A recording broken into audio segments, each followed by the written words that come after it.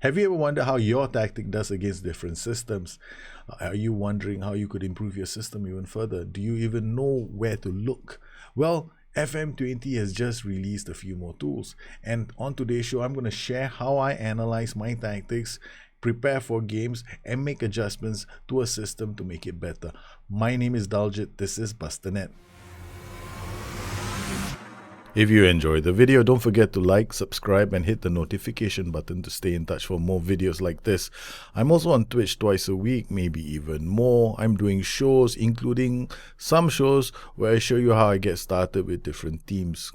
We've got Marseille, Bristol City, PSV coming up. Or just drop in, say hi, that'd be nice too. So you've created a tactic, now you're struggling to tell how you're doing. Well, apart from the old-fashioned visual way of evaluating your tactics, which I reckon is still the best way to go, you now have two new tools that help you prepare for your side ahead of matches. First, we have the Analyst Report. I don't know if you've watched my sideboard video last season. It's still relevant for this season since it shows you how I evaluate my tactics. It's a pretty detailed approach where I go into games and try and identify shots in the box on target from open play. Last year, I had to go through each match individually. It was time consuming. Ultimately, I had a good idea of how many shots I needed to produce before I scored a goal. Some tactics needed 5 shots for a goal, others needed 3. If I was producing more shots and less goals, I would either focus more on shooting training or I would go look for a better striker. This approach takes time. It isn't for everyone, and to be honest, even I get lazy after a while. So for the lazy people like me, FM20 comes with a solution, the new Analyst Report. Analysts do more than just give you a simple report. At halftime, they even tell you what roles and duties the opposition are using. Catch, you still need to employ analysts. So if you're a non-league side, I guess you still need to use the old-fashioned sideboard analysis from last season. The Analyst Report has several sections. The formation section tells you how your formations have done over time. They give you a chance for and a chance against number for each formation and also tell you how many minutes and how many matches you've used these formations for. When you go to the scoring section, you find out about assists. All you just need to remove is the set pieces and you have your open play numbers. I know it's not XG analysis. I doubt we can even get that in the game. However, this is close and I actually love it. You can even go to the formations use section and this will pop up how your formation is done against various other formations. It breaks everything down in a simple format. This report is only available if you have an analyst in your club. Ahead of matches, the second thing I like to do is check my scout report because this will tell me how the opposition are going to be playing. Scout reports now give you a visual indicator of what style other teams are playing. This comes with some information and I just need to adapt how I play if needed. If I find that the team is coming at me with a gegenpressing style, I make sure my team is not taking its own sweet ass time to pass the ball, especially if we are weak. So while this information can be useful, I still need to figure a way to make my existing tactic better. So what do? In a morning meeting, my analyst comes to me with a report on how we've done using our system. Our results in the last 5 games haven't been impressive.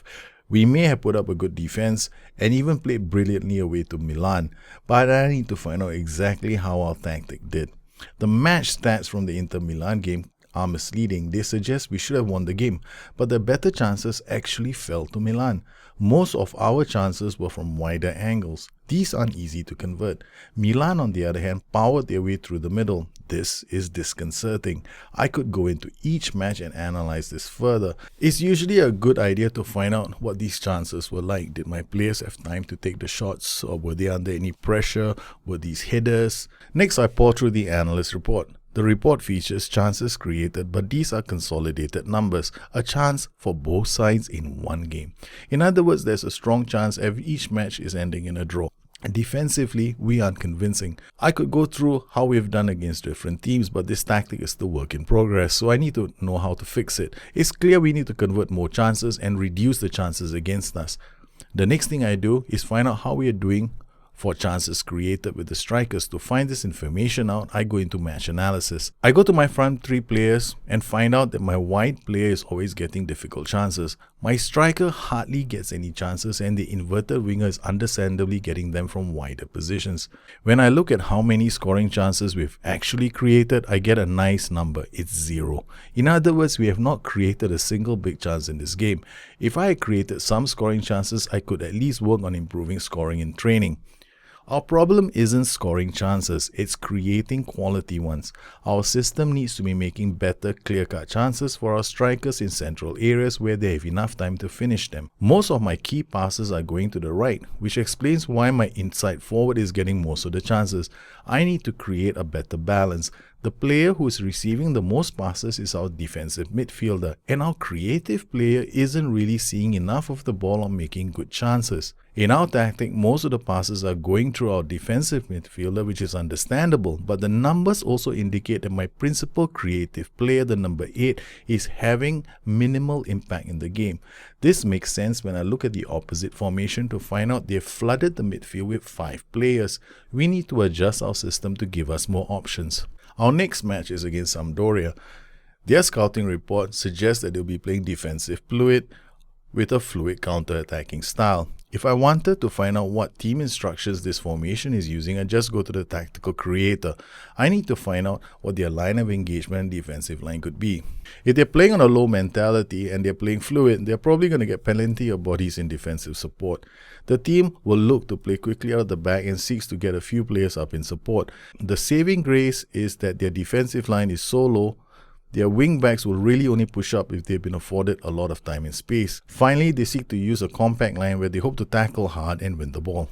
We have an issue scoring goals and our tactic is still work in progress. The report, well, it's not really good news. We need more options to attack. We need to get our striker more involved and we need to use both flanks. Once our tactic is sorted, we should be fine for future games because all we will need to do is decide how much we need to commit in attack. And that's basically an adjustment in mentality, defensive line, and line of engagement. Our performances in the next couple of matches have shown an improvement because now we're doing a lot better against defensive sides. For our matchup against Sampdoria, I'm very happy with how we've done. Our striker now is getting a lot of chances from a central area. Against Lecce, we follow this up with another win, a completely dominant performance, and once again, our striker is the one that has most of the chances in and around the box. On top of that, we have also created key passes that now traverse the left and the right flanks. So we don't create chances from one side of the pitch anymore. Now we create chances from both sides of the pitch. Our tactic has been tuned slightly in line with what's happened in the last game. In the last game, we conceded a goal from a counter-attacking move.